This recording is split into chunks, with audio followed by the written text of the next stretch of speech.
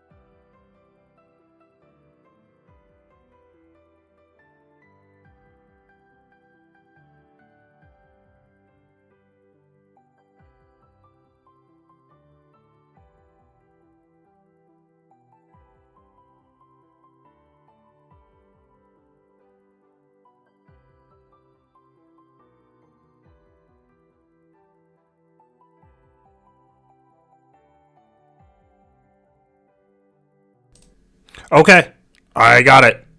I got it. Everything's good now. Sorry. Thank you for your guys' patience. Sorry that took so long. All right. Was not my intention.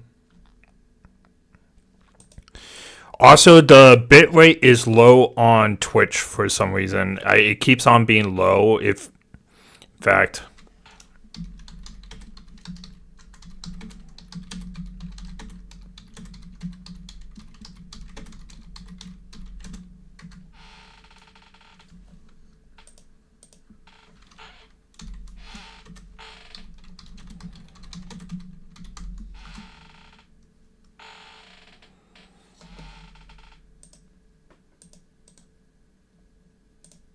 let me give them a link to my stream.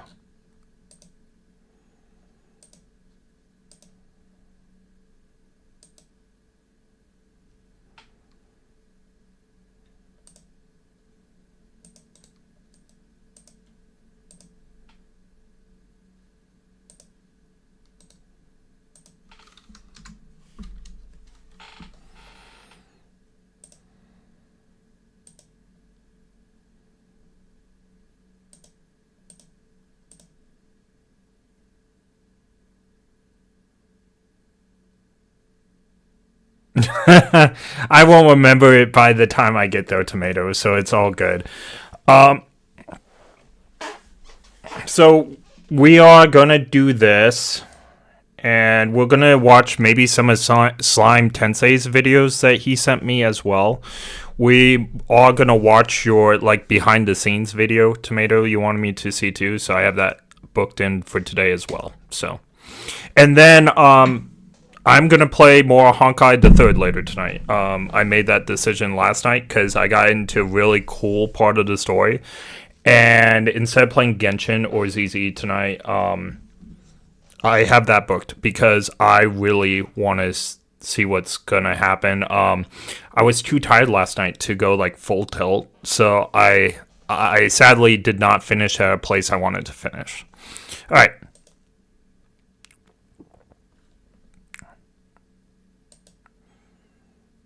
Okay, so also remember, like, all his videos. I waited a few days to watch it so that you guys would watch his video before I did the reaction, so that he gets views and everything, because it is his video. We like, and then we also we already subscribed, so we're good there. And I did not realize he looked like this with his avatar, by the way, guys. I thought he would be blonde. I mean, normally people don't look like their avatars, okay? The avatar I have is actually looked like me when I was a little bit younger, but I'm weird like that. Not everybody, I have blue eyes too. I don't have brown. But everybody does their avatars a little different. I didn't realize you did a live stream yesterday. I fell asleep. I told you it was going to be on Monday, but that's all good. If you want to review where I left off and everything, it's there. No one showed up last night, which was fine because I wasn't my best anyway. But it was still fun to make, and all my live streams are saved, so it's always better to do it. Also, a small side note, I am super happy. Thank you guys for subscribing. It really means a lot to me. There's been a lot of new subscribers. All my numbers are higher than they've ever been as far as like watch time and views, likes, all that stuff. So I greatly appreciate it to everybody. That video was the first. Oh, you know what? I'm so happy I found out how to do this. I can have my YouTube chat and my Twitch chat on the screen if I so want, and it's nice to have everyone, be able to talk to each other. So I just need to get in the habit of putting this up by clicking my OBS. And it doesn't stay up by itself. I wish it would, but it doesn't. YouTube chat is harder than Twitch chat to get on the screen, but I'm happy with this. That video was the first time I saw his face. I didn't imagine him like that. Yeah, same thing. I had no idea. I thought he would look closer to his avatar, and I know a lot of people do not, but I thought he in particular would. I don't know. I just got that vibe from him. I was so wrong. All right. Let's go ahead and check this out. New imaginary tree and sea quanta lore revealed. Holy plot! For such a seemingly chill chapter, the lore reveals are crazy. In one moment we are having a pillow fight, and in the next one we get more imaginary tree and sea of quanta lore. This chapter was a roller coaster in the truest sense of the word. Sounds like a fun chapter. I'm nowhere near it. A transitional chapter where we just fool around and lay out the foundation of the next story arc. Oh, so this is a transition chapter like what Star Rail does with this final chapter. It's like 2.7 is like the most easiest transfer chapter I can think of, like where we're like redeeming Sunday a little bit, but it's nothing huge other than Sunday joining the Astral Express, right? And it was more of a transitional chapter. And I think no, the Stellar Hunter memory was not in that chapter. That was later on. But it seems like that's a common wave. I haven't seen recognized any transitional chapters in Genshin. Probably I'm not far enough yet. Also, maybe I don't recognize him in Honkai the Third because I'm so far behind. I'm just blowing by the chapters, so that's probably why I didn't realize that there was transitional chapters. All right. And that's pretty much how it was, to be honest. But we also got some lore revelations that answered some of my long-standing questions. The lore is exploring right now, and I feel like things are about to get a lot more crazier in the upcoming chapters. And you know what? I'm all here for it. We all are. In today's video, we are going to take a deep dive into all the crazy lore revelations from chapter 10 of part 2. But before that, a word from our sponsor. If you are like me, you probably... Now, we're always going to watch the sponsors so that these videos will get more... unless it's like super, super long. But sponsors are very important to these guys' videos. And since I'm borrowing the video, I want to make sure that they get... if anyone's interested in those sponsors or whatnot, though. But my preference is that you watch this video before you see my reactions to it. But yeah. Play multiple gacha games and of course Hoyoverse games. If that's the case, allow me to introduce you to Eneba. Eneba is an online marketplace where you can top up in all your favorite Hoyoverse games like Genshin Impact, Honkai Star Rail and Zenless Zone Zero. The process is very simple. All you have to do is make an account, access the game you want to top up. That picture of Zenless Zone Zero makes me want to play it too. You're done. If things are still complicated, do not worry. Eneba has a step-by-step guide tailor-made for each game that lets you understand extremely easy how to top up. Also, for those of you worried that you might get in trouble or that you might be at any kind of risk, you can put your mind at ease. Eneba offers official distribution for their top-up services, so your account is safe. The platform has many reviews and a long-standing history in selling games with many offers on multiple platforms, so you don't have to worry. Eneba also has a loyalty program with many rewards for frequent Eneba users. So, don't miss out.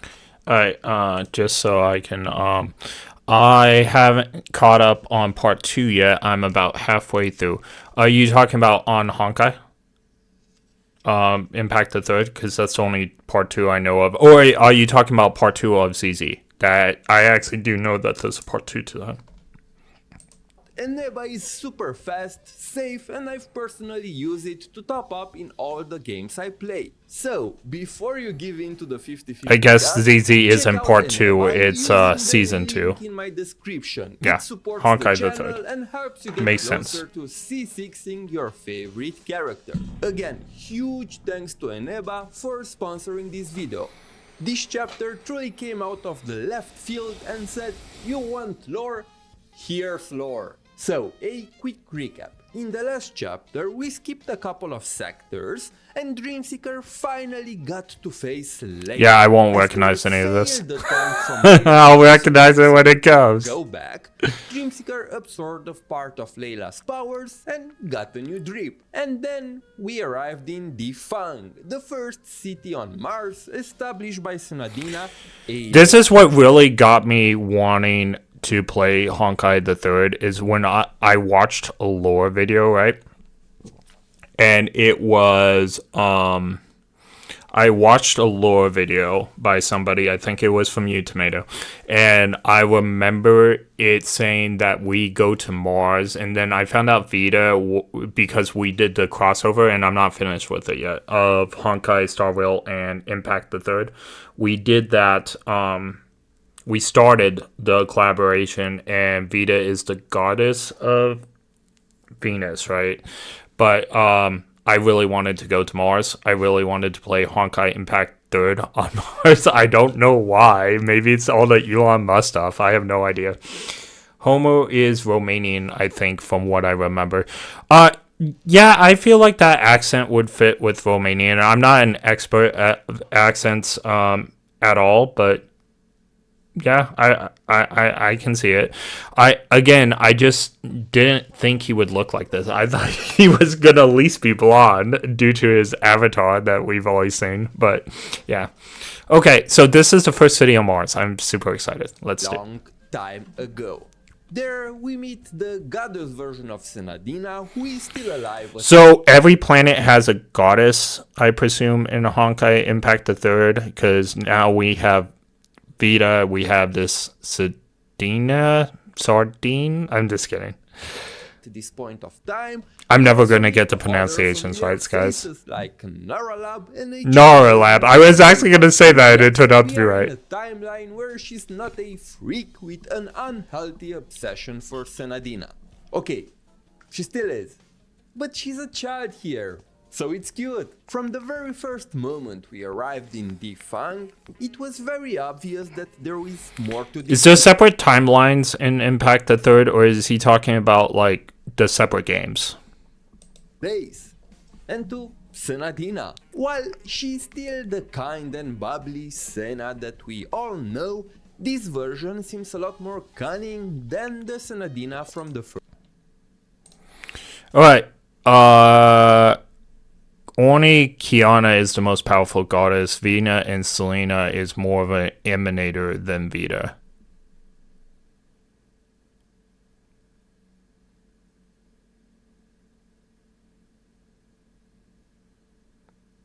Vita and Selena is more of an emanator than Vita. Oops, Kiana. Okay.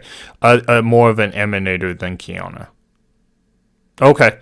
So we would put them at emanator status power. Would they be able to fight against emanators in Star Rail? I know we had a battle between Vita and Sparkle, well, Vita was clearly probably the stronger one, but she wasn't going to win against Sparkle being as tricky as she was.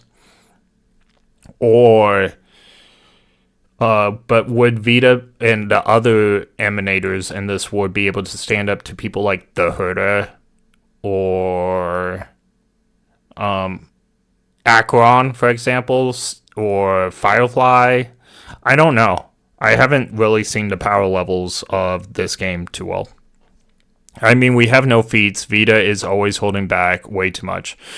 Yeah, well, we saw her fight against Sparkle, and she clearly overpowered Sparkle and, like, manhandled her, but Sparkle is too crafty to go down like that. So, in the collab video that we had, Vita was clearly surprised Sparkle and overpowered her.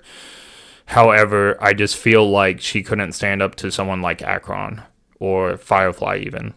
But, like, Vita would have a problem with, like, reading Firefly's mind because there's two minds in that suit. There's the mind of the suit, and then there's Firefly's mind.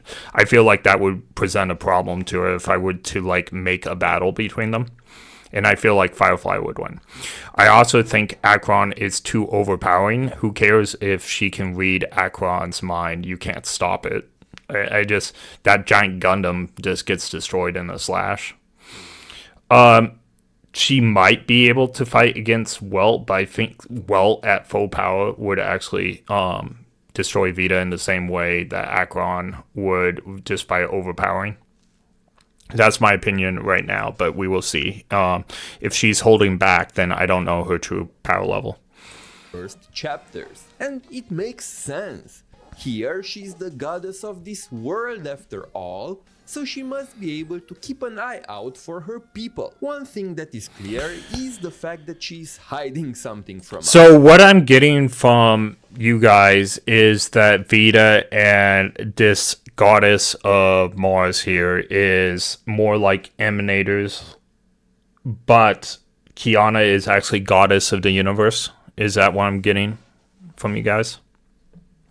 No worries. If you have to go, Tomato, you can always watch the rerun. I appreciate you popping up, though. You will return? Yeah, I'm not going anywhere anytime soon. We have some videos to watch, so... And while she says that she doesn't know us, even trying to gaslight Dreamseeker into thinking that the Senna she knows is another person, it's clear that she is at least somewhat aware of who Dreamseeker is. We'll turn them up a little when bit. Dreamseeker tried to use her shadow powers. So unfortunately, at this point in the game, I don't know who Dreamseeker is. However, I have ideas based on Star Rail. Senna took notice of that, but it brushed it off like it was nothing. Then she basically admitted that Dreamseeker looked like a grown-up version of Layla, hinting at the fact that she realized that there is a connection between these two. But at the same time, it's also clear that she is not the Senadina the Dreamseeker knew. There are a few theories I Alright. Kiana shot. I gave you in Discord what Kiana's power is right now. Her lowest power, she even tried, it was instantaneous energy buildup that Finger Blast traveled 1500. So it reached past. So could, we'll look at that video too. In your estimation, could Kiana beat up an Eon with ease? Like if Nanook appeared in front of her and gazed at her, would Kiana body Nanook? Because now we're talking about Kiana is just more powerful than Emanator, so I'm not even going to ask about the Herda or anything like that. No clue, maybe not, no feats. Okay, so Kiana doesn't have feats in Eon type power yet. Only speculation. That makes sense. Alright, so we have this Dreamseeker. have regarding who that Senna really is. She might be a similar being to Dreamseeker, but based on Senadina instead, another digital life form created by another party to explore the Martian quantum computer. And it makes Okay, so these are some digital. So there's a thing that they could be digitally made from a computer. This sounds so much like a Final Fantasy XIV story. We had one recently that was sort of like this. sense, since at the end of the day, this is a simulation. So, the current Senadina is... Wait, so the whole first city of Mars and stuff, it's all a simulation? I think we were in this world during the collab with Sparkle then. Another thing that we learned this chapter, I mean, we learned it previously as well, but this chapter truly cemented that fact, is that dreams exist outside the confinements of... Okay, never mind. He's talking about a dream-like city, and I totally understand now. So this place is like Peliconi. It's basically like the Dreamscape, okay? It's almost the same idea, which I am so excited to get here. I am absolutely excited. Peliconi was my favorite part in Honkai Star Rail. Time, meaning that it doesn't matter from which moment in time someone is from, they can still interact with others from the future or the past inside the dreams. The goddess we met in chapter 1 might be the real Senadina before she died, who learned through dream seeking the truth about Mars's future and tried to intervene by sending her own dream seeker into the system from the past, which is the Senadina we first met. This is just speculation on my part, so take it with a grain of salt. There are also the strange flashbacks from chapter 3X between Dreamseeker and Senna, which make absolutely no sense right now, but they clearly imply that there's more between these two that we are not aware of right now. One thing that wasn't really explained last chapter is what happened to Layla, but we finally learned that Dreamseeker absorbed only a small part of her powers, and that Layla simply allowed her to visit Defang because she's curious to see how far Dreamseeker can go by defying her will. Another very suspicious thing regarding Defang is that if you are paying attention to the NPCs in Osha, you probably realized very quickly that Defang and Osha share the same NPCs. And no, Yeah, their faces are exactly the same. I'm gonna be looking for this when I get there. That I wonder if they're like Legion, okay? Like the concept of Legion where they'll all share the same. You know, Tribby from Star Rail is a good example of this, right? Well, kind of a good example. Well, we are Legion. I think Tribby is a better example of something else, kind of, but not at the same time. Trivia is one being, but she has three persons, kind of like God does, right? But it's not exactly the same because there used to be like 1,000 Trivies. Okay, so this guy could be the same guy, but different persons. Just like, I don't know. I was trying to map it into a Star Whale analogy, but my Star Whale analogy isn't correct for this. Not saying that holdovers got lazy and just reused assets. They also have the same names and everything, implying So that they're... Holyverse isn't lazy. They just pump out content so fast that they have to reuse assets, and they have to reuse assets a lot. I've noticed it in Honkai the Third. I've also noticed it in Star Whale. I've not really noticed it much in Genshin yet, but again, I haven't got that far. I have mentioned, I have kind of seen it in ZZ as well. But I don't think it's due to laziness. I think it's due to keeping the cost low, but also it takes time to render these environments. And I feel like they pump out stuff so fast that they don't have time always to make a new environment. So I think that is the reason why they reuse assets. Although this is too conspicuous to reuse assets here. So I do think, even though I haven't played this patch yet, I do think he's right on this. That bad of a person to be the enemy of everyone. Vita is actually a nice person, but she misleads everyone to think that she is an enemy, because why not? Your streams are lagging. My streams are lagging on YouTube too. Let me take a look, because last time oh, nope, you're right. My stream is lagging. I'm not sure why. Okay.